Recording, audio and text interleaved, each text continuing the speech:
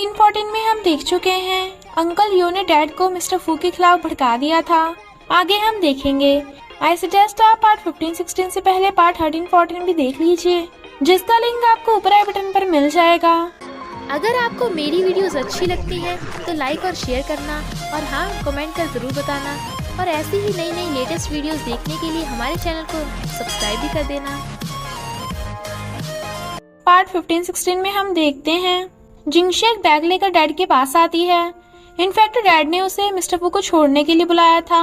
जिंगशे कहती है, सही पकड़े हैं, मैं भी अपना उसी से पीछे छुड़ाने आई हूँ। तो डैड को लगता है जिंगशे उससे पैसे लेने आई है, बट रियल में तो जिंगशे उन्हें पैसों का भरा बैग देकर कहती है, मैं इन पैसों से होटल के शेयर वापस से बाय बैक करने आई हूँ ताकि मिस्टर फू होटल छोड़ के चला जाए। डैड तो ये सुन खुश हो जाते हैं और उससे डील कर लेते हैं। तभी मिस्टर फू वहाँ आ जाता है और उसे लगता है डैड जिंगसिया को पैसे दे रहे हैं ताकि जिंगसिया मिस्टर फू को छोड़ दे। इसलिए मिस्टर फू डैड पे गुस्सा था और पैसों का भरा बैग स्विमिंग पूल में पलट देता है। जिंगशे अपने पैसों के लिए रो रही थी और उठाने लगी थी। मिस्टर फू कहता है, तो ये पैसे तुम्हारे नहीं हुए, मैं तुम्हें नहीं छोड़ रहा, और बच्चे कुछ पैसे भी फेंक देता है। वो कहती है, तुम पागल हो गए हो क्या, ये पैसे मैं अपने घर से लेके आई थी। डैड कहते हैं, हाँ इसी के हैं ताकि होटल के शेयर वापस ले सके। तो मिस्टर फू पैसे वापस लेने के लिए स्विमिंग पूल में जंप कर जाता है। वो दोनों से केयरफुल रहने को बोल रहे थे। वो कहता है, मैं बिल्कुल ठीक हूँ।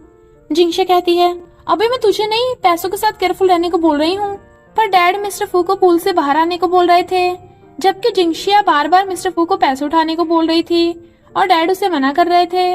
मिस्टर फू पैसे उठा लेता है, बट पकड़ते टाइम एक्सीडेंटली जिंगशिया भी पूल में गिर जाती है। नेक्स्ट सीन में वो बैठी हेयर ड्रायर से अपने पैसे सुखा रही थी। मिस्टर फू वहाँ आ जाता है और देखता है जिंगशिया छींक रही है, तो वो उसके पास बैठकर उसके बाल सुखाने लगा था। जिंगशिया कहती है, अगर तुम्हारे पास इतना टाइम है तो पहले मेरे पैसे क्यों नहीं सुखा देते। वो कहता है, पर मेरे लिए तुम सबसे ज्यादा इम्पोर्टेंट हो। तो जिंगशिया ब्लश कर रही थी और मिस्टर फू स्माइल कर रहा था। पैसे सुखाने के बाद वो डैड से शेयर वाला कॉन्ट्रैक्ट साइन करने आती है, बट डैड कहते हैं, मिस्टर फू यहाँ नहीं है तो हम कल कॉन्ट्रैक्ट साइन कराएंगे। और जिंगशिया के लिए खाना ऑर्डर करने लगे थे, बट वो नोटिस करती है कि डैड की मेमोरी काफी वीक हो गई है। तो वो ये बात मिस्टर फू को बताती है और कहती है, तुम्हें अपने डैड का ख्याल रखना चाहिए। तभी उन्हें पता चलता है कि डैड बेहोश हो गए। तो मिस्टर फू परेशान था और डैड को रेस्ट करने के लिए बेड पे लिटा देता है क्योंकि उनका ब्लड प्रेशर बढ़ गया था। जिंगशिया जाने लगी थी तो मिस्टर फू उसे घर छोड़कर आने को बोल रहा था, बट वो कहती है, तुम्हें यहाँ रुक के अपने डैड से बात करनी चाहिए। डैड गुस्से से मिस्टर फू को जाने को बोल रहे थे और वो भी जाने, पर जिंगशिया रोके कहती है, तुम्हारे डैड अभी यंग नहीं रहे तो कुछ भी ऐसा मत करो जिसका बाद में तुम्हें पछतावा हो। मैं ये सब एक्सपीरियंस कर चुकी हूँ, तो तुम ये गलती मत करना। मिस्टर फू कहता है, ओके, पर तुम्हें भी मेरी एक बात माननी पड़ेगी। और फिर उसे एक एल्बम दिखाता है जो डैड के फ्रेंड्स की थी। इनफैक्ट डैड के बीमार होने की वजह से उनके सारे फ्रेंड्स मिलने आएंगे, बट डैड की मेमोरी वीक थी, इसलिए उन्हें सब याद दिलाने के लिए जिंगशिया उस एल्बम की फोटोज निकाल के अच्छे से डेकोरेट करती है। बट मिस्टर फू तो उसे देखे जा रहा था। जिंगशिया समझ आती है कि डैड और मिस्टर फू दोनों अंदर ही अंदर एक दूसरे की कितनी केयर करते हैं, बट अपने लव को एक्सप्रेस नहीं करते। डैड का एक फ्रेंड उन्हें मिलने आता है और डैड उन्हें सही से नहीं पहचान पाते, पर वो फोटो एल्बम देख उन्हें बहुत इजी हो जाता है और सब याद आ गया था। डैड को एहसास होता है कि वो भी मिस्टर फू को हमेशा डांटते रहते हैं, इसलिए डैड खुद ही मिस ही के डैड के पास बिजनेस डील करने चाहते हैं, क्योंकि मिस ही के डैड मिस्टर फू को उनसे माफी मांगने को बोल रहे थे और वो भी डील के लिए मान जाते हैं। अंकल ये उस बिजनेस डील की वजह से गुस्सा थे, पर डैड उन्हें चुप करा देते हैं। मिस्टर फू डैड की केयर कर रहा था और डैड को भी अब उस पे पूरा भरोसा था और उन्हें ये भी पता चल गया था कि वो एल्बम जिंगशिया ने बनाई है, इसलिए कहते हैं, तूने सही लड़की को चुना है, अब तेरी मर्जी, चाहे तो उसे होटल के शेयर वापस भेज दे। मिस्टर फू जिंगशिया से कहता है, मैं अपने शेयर्स किसी को भी नहीं बेचना चाहता, पर तुम चाहो तो तुम्हें दे सकता हूँ। और पास्ट के लिए सॉरी बोलता है। जिंगशिया भी उसे माफ कर देती है और उससे हेलो करती है। मिस्टर फू पूछता है, ये रिश्ता क्या कहलाता है। वो कहती है, हम शेयर होल्डर्स हैं। वो कहता है, पर मैं तुम्हारा शेयर होल्डर नहीं बनना चाहता, मुझे करीबी रिश्ता चाहिए। वो कहती है, तो फ्रेंड। मिस्टर फू कहता है, काफी नहीं है, मुझे कुछ और चाहिए।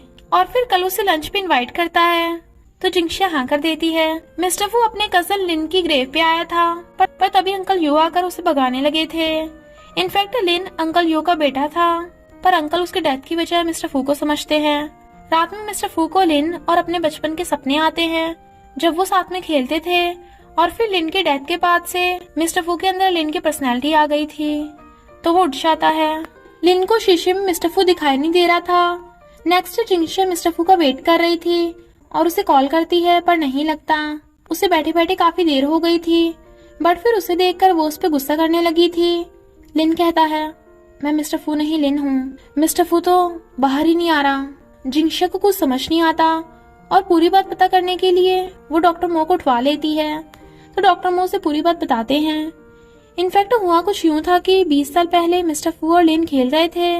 तब डैड से बदला लेने के लिए किडनैपर्स ने मिस्टर फू को किडनैप कर लिया था, बट लिन मिस्टर फू को बचाने लगा था और एक कार से टकराने की वजह से उसकी डेथ हो गई थी। यानी मिस्टर फू के कजन लिन की वजह से ही मिस्टर फू के अंदर लिन वाली पर्सनैलिटी आ गई थी। इधर लिन खुद को मिस्टर फू दिखाने के लिए एम्प्लॉय से गुस्से में बात कर रहा था, ताकि किसी को उस पर शक ना हो। वो ये सब जिंगशे के कहने पे कर रहा था, क्योंकि मिस्टर फू अभी तक बाहर नहीं आया था। पर जियान उसे शीशे से बात करता देख हैरान था। इधर मिस्सी और अंकल यो हाथ मिला लेते हैं और मिस्टर फू को छुपाने के लिए प्लान बनाते हैं। मिस्सी मिस्टर फू की कंपनी पे आरोप लगाती है कि तुमने मेरे डिजाइन कॉपी किए हैं, इसलिए कॉपीराइट की वजह से मिस्टर फू को सिर्फ 500 मिलियन कंपनसेशन देने होंगे, जो सरासर गुंडागर्दी थी। वो कहती है, अगर तुम पैसे नहीं दे सकते तो तुम्हें मुझसे घुटने टेक के माफी मांगनी होगी, वो भी पूरी मीडिया के सामने। पर जिंगशे को गुस्सा आता है, तो वो मिस्सी को भगा देती है। लिन मिस्सी को कंपनसेशन देने के लिए मान जाता है, पर एक दिन का टाइम मांगता है। इनफैक्ट ये जिंगशे का आइडिया था, ताकि वो एक दिन में कोई सोल्यूशन ढूंढ सके, क्योंकि अगर मिस्टर फू होता तो यही करता। फिर जिंगशे मिस्टर फू के लैपटॉप में देखने आती है, बट लिन को तो मिस्टर फू का पासवर्ड ही नहीं पता था। बट जिंगशे लैपटॉप खोल लेती है और उन्हें प्रूफ मिल जाता है। फिर जिंगशे लिन को मिस्टर फू बनने की ट्रेनिंग देती है, पर लिन हैरान था कि जिंगशे मिस्टर फू को कितने अच्छे से जानती है। लिन जो मिस्टर फू बना हुआ था, मिस्सी को बताता है कि वो डिजाइन ओरिजिनली तुम्हारे नहीं है, यानी तुमने कंपनी पे झूठा आरोप लगाया है। मिस्सी उसका थप्पड़ लगाने वाली थी, बट वो उसका हाथ पकड़ लेता है और कहता है, जिस इंसान के ओरिजिनल डिजाइन तुमने चुराए हैं वो मेरा फ्रेंड है और तुम पे केस करने को बोल रहा है, पर वो तुम्हें जाने देगा अगर तुम्हारी वीडियो भेजी गई जिसमें तुम्हें घुटने के बल बैठकर माफी मांगनी होगी। मिस्सी ने उससे घुटने के बल बैठ के माफी मांगी थी, इसलिए उससे चला भी नहीं चाह रहा था और बुड़क जाती है। एंगशिन को रात में नींद नहीं आ रही थी, क्योंकि अंकल जो ने उसे मिस्टर फू पे नजर रखने को कहा था। तभी जियान उससे मिलने आ जाता है, क्योंकि उसे उसकी चिंता हो रही थी, और कहता है, तुम मिस्टर फू के साथ काम मत करो, क्योंकि उसे मेंटल प्रॉब्लम है। एंगशिन हैरान थी। लिन जिंगशे के लिए डिनर लेके जा रहा था। इधर जिंगशे देखती है कि होटल में कोई चोर आ गया, तो वो वहीं पे छुप जाती है और सिक्योरिटी को फोन करने लगी थी, पर चोर जिंगशे को मारने आने वाला था। तभी लिन उसे मार के बेहोश कर देता है। जिंगशे उसे हक करके कहती है, मिस्टर फू तुम इतना लेट कैसे हो गए, मैं कितना डर गई थी। बट वो तो लिन था, इसलिए वो सॉरी बोलती है। गार्ड्स चोर को पकड़ के ले जाते हैं। इतना सब होने के बाद लिन डॉक्टर मो के पास पहुंच जाता है, ताकि मिस्टर फू को बाहर ला सके। तो डॉक्टर मो कहते हैं, देखो मिस्टर फू मेरा बेस्ट फ्रेंड है, तुम्हें मेरे साथ कोऑपरेट करना होगा और ट्रीटमेंट लेके जाना पड़ेगा, तभी मिस्टर फू वापस आ पाएगा। तो लिन थोड़ा टाइम मांगता है। एंगशिन से अंकल जो को पता चल जाता है कि मिस्टर फू को एक मेंटल प्रॉब्लम है। डॉक्टर मो जिंगशे को बता रहे थे कि अब मिस्टर फू की बॉडी 2 पर्सनैलिटीज को सपोर्ट नहीं कर पा रही, इसलिए उन दोनों में से एक ही बच पाएगा। तो तुम्हें लिन को जाने के लिए मनाना पड़ेगा, तुम तो जानती हो मिस्टर फू कितना इम्पोर्टेंट है। बट लिन ये सुन रहा था। जिंगशे कहती है, ओके मैं लिन से इस बारे में बात करूंगी। लिन सोचता है, यानी अब किसी को भी मेरी जरूरत नहीं। जियान एंगशिन को अंकल यो से बात करते सुन लेता है और उसे सब पता चल गया था। एंगशिन अंकल यो से उसे रिजाइन देने को बोल रही थी, बट वो मना कर देते हैं। जियान के पूछने पे एंगशिन बताती है कि अंकल यो ने उसे स्कूल टाइम से ही स्पॉन्सर किया था, इसलिए उनका एहसान चुकाने के लिए एंगशिन को अंकल यो के कहने पे मिस्टर फू की लायर बनने की जॉब करनी पड़ रही है। तो जियान समझ जाता है कि अंकल यो की वजह से ही एंगशिन उससे दूर हो रही है, क्योंकि जब वो किस कर रहे थे तब अंकल यो का ही फोन आया था। तो वो कहता है, मैं जिस एंगशिन को जानता हूँ वो तो ऐसी बिल्कुल भी नहीं है, वो तो स्ट्रॉन्ग और कॉन्फिडेंट थी और एक लड़का जो उसे लव करता है। पर एंगशिन चली जाती है और इसी के साथ पार्ट 15-16 का एंड हो जाता है। बस थोड़ा सा इंतजार करना, फिर मिलेंगे नेक्स्ट पार्ट में।